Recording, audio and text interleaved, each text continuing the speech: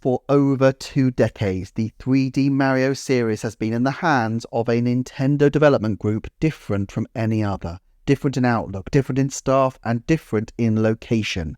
Let's deep dive into EPD8, the studio behind Super Mario's latest 3D adventure. First, we have to wind back to 2003. This was not an enormously happy time for Nintendo. The Game Boy Advance was selling adequately well, but was under threat from the newly announced PlayStation Portable, and the dizzying success of the DS was still over a year away.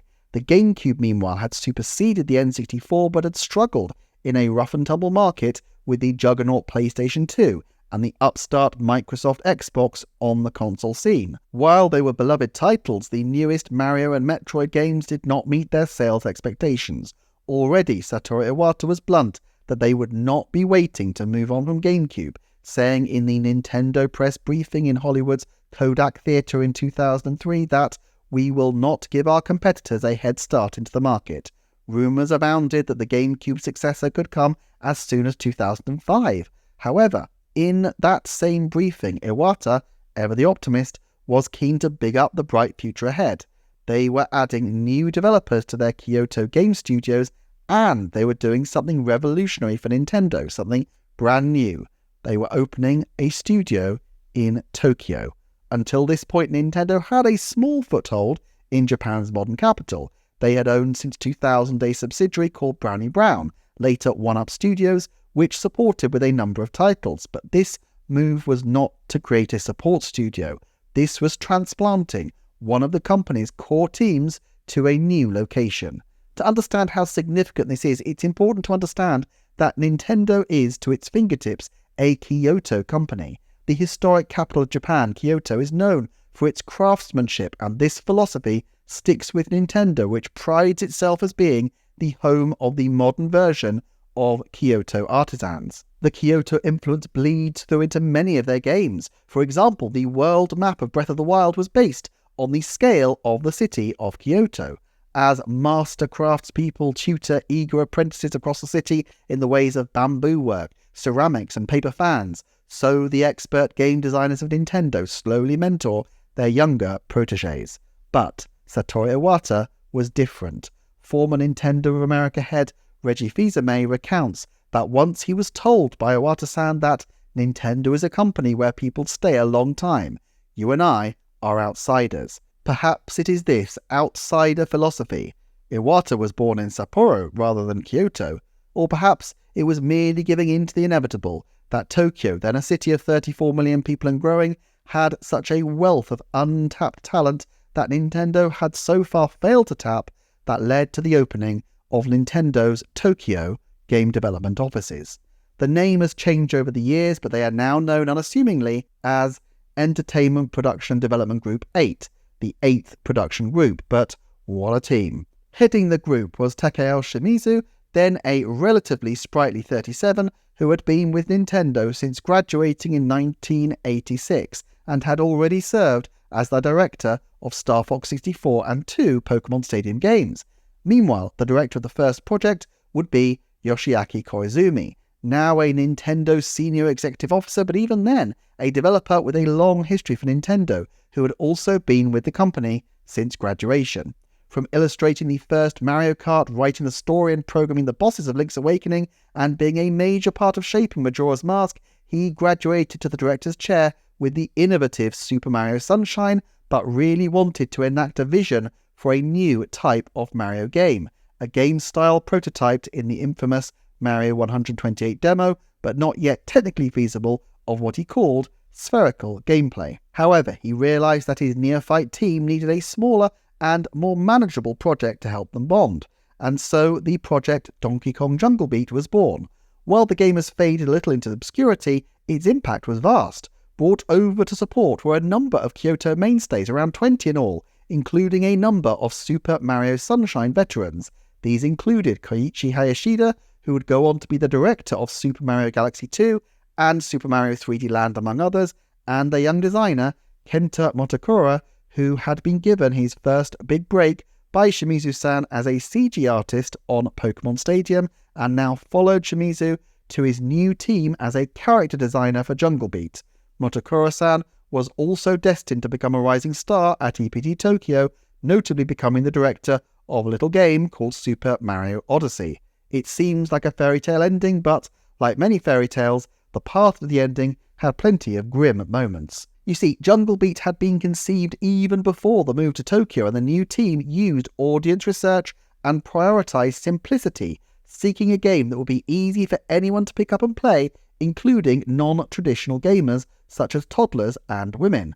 But with all but 2 characters being completely original, Koizumi would later describe the game as having a taste that is not like the conventional Donkey Kong, and was pleased that he was able to infuse it with the colour of the Tokyo production department. Independent of the influence of Shigeru Miyamoto, Shimizu-san nevertheless was pleased to be able to practice his game philosophy, but the group became forward-thinking and independent. He explained, even if there are walls and problems, it's hard, but still fun, to solve them ourselves. I don't think there are people who are as positive thinking as ourselves. The team weren't left completely to fend for themselves, though. Satoru Iwata would frequently drop by and motivate the production team. In 2004, the game was given a winter schedule, but as Shimizu realised, winter was a woolly predicted time period and it could be released up until March. However, the GameCube slate was empty between the July 2004 release of Paper Mario The Thousand Year Door and the holiday period in which they had the tiny puzzler, Kururin Squash, Mario Power Tennis, as well as 2 sequel games, the third GameCube Mario Party title, Mario Party 6, and the second GameCube Metroid, Metroid Prime 2 Echoes, following up a title that received tremendous critical acclaim, but not the kind of outsized sales numbers other Nintendo franchises had managed to achieve. As it turned out, none of these titles were set to light the sales charts ablaze, so it was probably a smart choice on the part of Nintendo to task the Tokyo team with completing Donkey Kong Jungle Beat for a release in December. Interviewed by Nintendo Official Magazine, the staff described working furiously, with Koizumi needing to split his time working on the game with looking for new staff from rivals such as Sega, Square and Koei to expand the number of staff from its 60-strong base.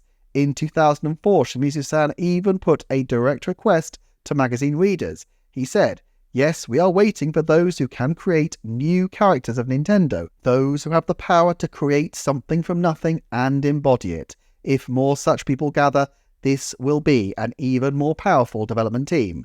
Tellingly, Koizumi added, "Surprise is the key word.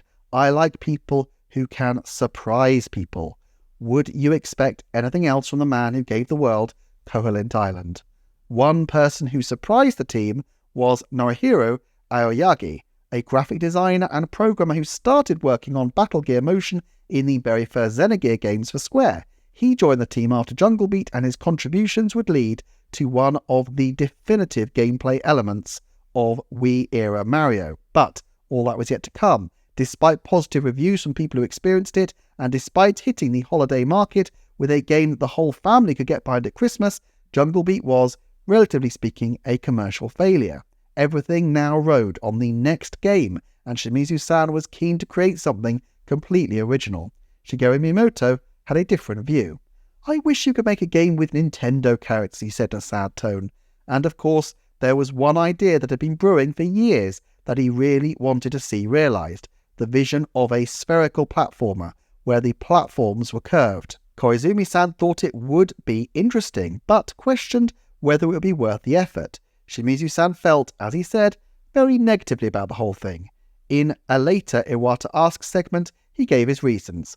"I felt that we would not be able to make this for technical reasons as well. I had worked on Jungle Beat before this, and seeing how we had such a difficult time making that game, which was in 2D, I was not able to see how in the world we were going to make a Super Mario 3D game like this, which is another step ahead of conventional 3D games. And when the plan was approved, I knew that the programming part was going to come to me, so I felt a real sense of danger." He also thought that they didn't have the resources to work on such a large-scale game, and suggested a smaller, compact title. At this point, Miyamoto-san essentially dared them. "Don't you want to work on something bigger?" So Koizumi-san consulted his team. Although this team was new to Tokyo, many of the senior figures had experience on Mario games before, and the feedback was that they were, indeed, keen to get the keys to the Mario Kingdom again. This decision was therefore made. The team would take on a spherical Mario platformer.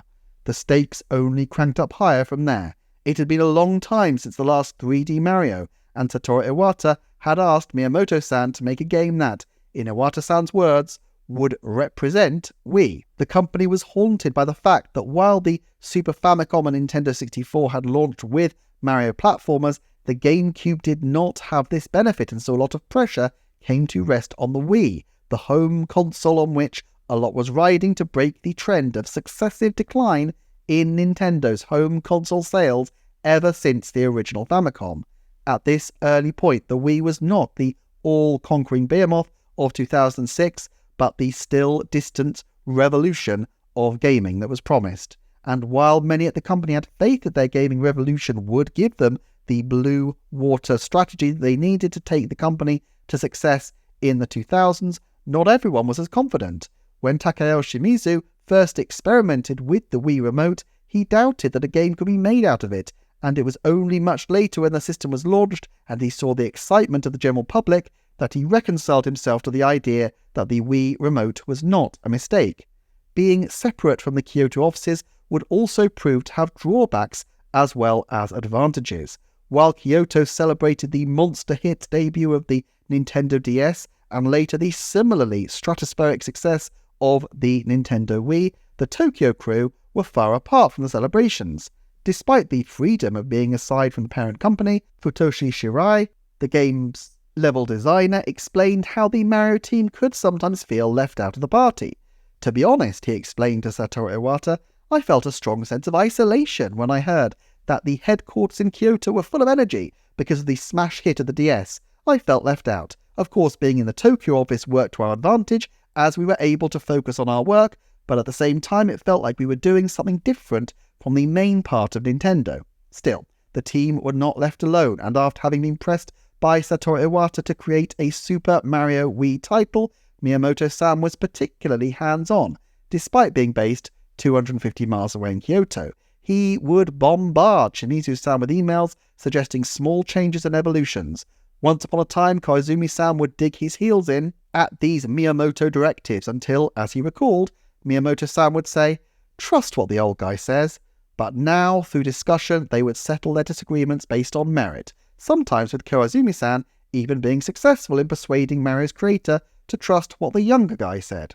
Miyamoto-san originally would go to the Tokyo offices, take over an entire room, and meet individually with the development leads discussing the game, but he soon realised that new technology meant he did not need to travel. As he explained, he recreated the environment in a Kyoto conference room and then held meetings displaying the game screen using a camera, with video conferencing being used for discussions. In this way, Shigeru Miyamoto was able to keep a regular eye on proceedings. But development was not easy, and hitting the launch date proved to be a real challenge. Miyamoto-san felt the launch window extending 6 months after the release of the system would be possible, but even this date slipped as the team determined to perfect every element. Shimizu-san confided in an Iwata-asked statement that they thought of closing down the Tokyo office if Super Mario Galaxy received poor reviews. The extra time was put into extensive playtesting and sweating over every small element, down to pushing the camera angles to be as dramatic as possible while trying to eliminate the common problem that these dramatic angles could cause motion sickness in some players, including Shimizu-san himself. You have to feel sorry for Shimizu-san, dragooned into developing a title he feared would be too ambitious, with hardware he was worried was a mistake, with a team he felt was too inexperienced, and now he was being pushed to include mechanics which made him feel physically sick. But failure was not an option. So desperate were the team to make this a success that Koizumi-san late in the day pulled a classic Shigeru Miyamoto move and, as they say, upended the tea table. Metaphorically, introduced a massive new suggestion late in development that would change huge parts of the game. In this case, tea table turning veteran Miyamoto-san got to be the person who, as Iwata joked, cleans up the table by suggesting where elements could be reincorporated. Of the major department leads, Norihiro Aoyagi was the only person who was new to making a Mario title, but his role would prove to be fundamental to the space-based adventure. He was tasked with programming the game's critical gravity mechanic. While the Zelda team would often ruminate on what the essence of Zelda was, there was less attention paid to the essence of Mario, but the team soon realised that the essence of Zelda and Mario games were not so different, and controls that feel good to play were at the heart. Putting function over form did not come as naturally for Kenta Motakura, who observed, "Designers tend to start from designing how the characters look, but according to Miyamoto-san, if you do that, you will lose sight of its function." Of course, the design still needed to look suitably Mario-ish, and Motakura related an anecdote that everyone complained his original design for B Mario didn't look sufficiently like Mario, so he had to go back to the drawing board. As it turns out, the final design was much better received, particularly, their testing suggested, among women gamers. In fact, it was a female member of staff who initiated the concept for B Mario, and this prompted Koizumi-san to go with the idea and push more and more transformations, more than any prior Mario game. This bonded them as a team and showed the level of fun and creativity the team could put into their work despite the many challenges. As production reached its conclusion, sparks of hope began to shine on the embattled kingdom. Even the skeptical Shimizu-san had an epiphany when he finally got to play the game from start to finish. As he explained, "It was only fairly recently that I felt that we were onto something. Throughout most of the development, I had been programming all day and never had a chance to actually play through the game. Then, towards the end of the development process, I started playing Super Mario Galaxy from the beginning, partly as a means to debug the game. As I was playing, the experience felt totally fresh. I thought to myself, I'm playing a game like nothing that's come before it." And it was E3 2007 when the corner was turned. Koichi Hayashida had been so worried about the potential reception of the game that, arriving in America sleep-deprived after an all-nighter working on the demo and a long plane trip, he found he had forgotten to even check in his luggage. But as he explained it, there was a positive outcome. "So I finally arrived at where E3 was being held in the US, and when I saw a huge number of people lining up for Super Mario Galaxy, my fatigue just vanished." Indeed, Super Mario Galaxy was to go on to be a staggering triumph, the 9th best-selling Wii title, a critical darling with a stunning 97 Metacritic score, and a huge relief for the beleaguered underdogs at EPT Tokyo who, from being the plucky upstarts, were now responsible for the jewel in the crown of Nintendo's first-party lineup. Flush from this success, Miyamoto-san encouraged the team to develop a sequel game, and Super Mario 2 debuted 3 years later to ecstatic critical acclaim, if to more muted financial success. While senior figures like Kenta Motakura initially felt too dried up to do more Mario Galaxy, ideas like being able to traverse a planet shaped like Mario's head soon bubbled up and generated excitement. One reason for the success of the Super Mario Galaxy games appears to only have become clear to Koizumi-san and the team during an Iwata Ask segment. In one of my favourite moments of Satoru Iwata, being an absolute Nintendo guru, watch how Iwata-san gently guides his protege to these key revelations. Iwata says, "I suppose a big reason it was overflowing with ideas is because the designers and sound team were generating ideas and could try them out without relying on the programmers. But do you think there was another reason?" Koizumi replies, "I think it was because we had a firm foundation in the engine from the first game that allowed us to spend almost all of the more than 2 years of development coming up with ideas." Iwata says, "Yes, I suppose so, but I think there is another reason as well. I think a big factor is that the sphere and gravity system is only used in Super Mario Galaxy games. I mean, no one but you guys is trying to come up with ideas revolving around spherical landforms and gravity shifts." Koizumi replies, I see." Iwata replied, "It's like a new continent with mountains of ideas. No one else had explored it, so when you do, it's easy to discover something new. You guys came up with that stuff at an amazing rate. I think that's one reason you came up with so many ideas." Koizumi replied, "Now that I hear you say it, I think you're right." Iwata-san's whole blue ocean strategy relies on newness, and the power of something new is that it should allow for new concepts to be generated and developed. but it's clear the team exceeded all expectations. Iwata even confided in the developers that Miyamoto had called the game fun, prompting a shocked "really?" from the group, since praise from Mario's dad himself was rare indeed. If this positive feedback surprised them, surprise was going to play a bigger role in the team's future. Now established, the Super Mario team continued on a roll. One aspect of development that is common to many Nintendo titles, but seems to have particularly been important to the Tokyo team, was the idea of themes for games. With Super Mario 3D Land, the key theme was reset. Can they rethink the rules of a 3D Mario game from the ground up and create something less like an Imperial Feast and more like a hamburger, a fast food version of a Super Mario title? With 3D World, the theme was empathy, with long-time design whiz Kenta Motakura stepping into the director's chair for the first time to fulfill Yoshiaki Koizumi's request for a multiplayer Mario.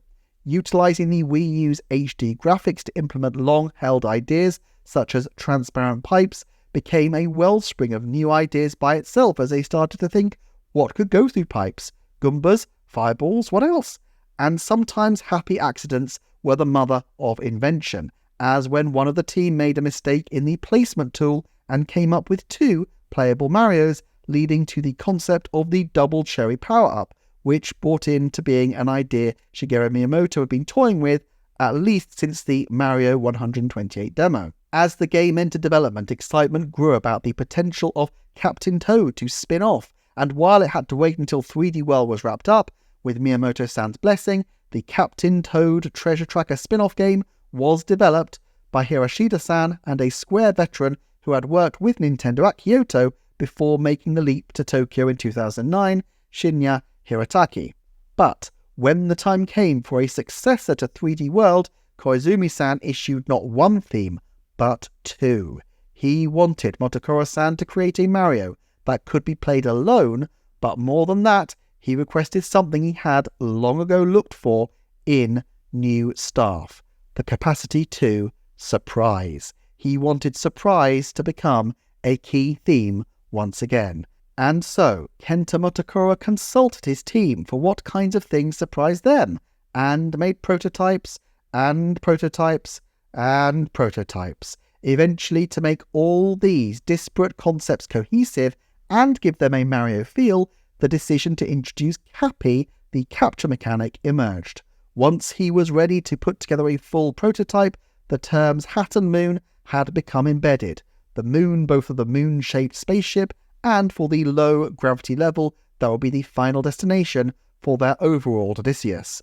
Thinking about what he found unique and surprising in each country led Motakura-san to innovate the different coins between each kingdom, while a monochrome introductory level would show from the start that this game would surprise in terms of look. He also looked to take inspiration from the many games he played, including Western titles such as Minecraft, and of course the classic Mario and Donkey Kong games. But this focus on surprise also led them in surprising new directions, back to the sandbox approach that had characterized the first 2 3D Marios. As Motakura-san explained to the Metro newspaper, this was not necessarily an initial plan, but a natural byproduct of having so many experiments and tests that it led to what he called a walled garden approach. What beams out of Kenta Motakura looking at his interviews is his infectious sense of fun and happiness. He's happy, albeit, as he says, with his boss sitting next to him, to say he had great fun on the title, and he noted to the Metro, "One thing that does help me very much is that the people I work with are my friends, so I hang out with them outside work and stuff like that. My connection with everyone else helps me out greatly, and that is the Nintendo magic." As for pressure to live up to the lofty standards of the game's predecessors, he bats this off, saying, "Honestly, the pressure from my boss is harder to take. When we make a game, we just think of one thing after another that is fun that we can put in there, so I don't really feel pressure." Meanwhile, things were changing as the long-time heads of EPD8 made way for a new generation. Takeo Shimizu moved over to developing the NES and SNES mini consoles. Yoshiaki Koizumi was also moving into console development, but with an even bigger release in mind.